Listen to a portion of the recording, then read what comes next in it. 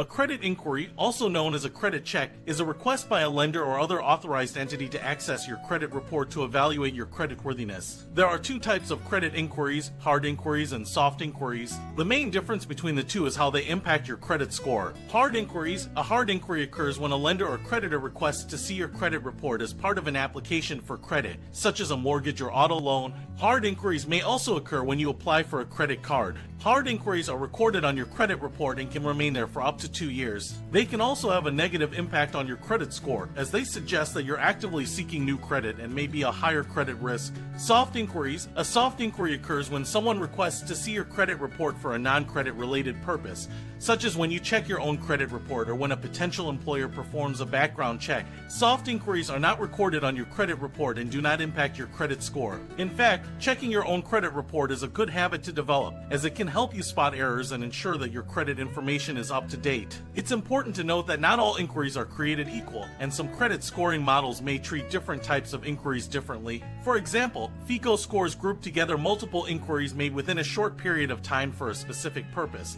such as shopping for a mortgage or auto loan, to minimize the impact on your credit score.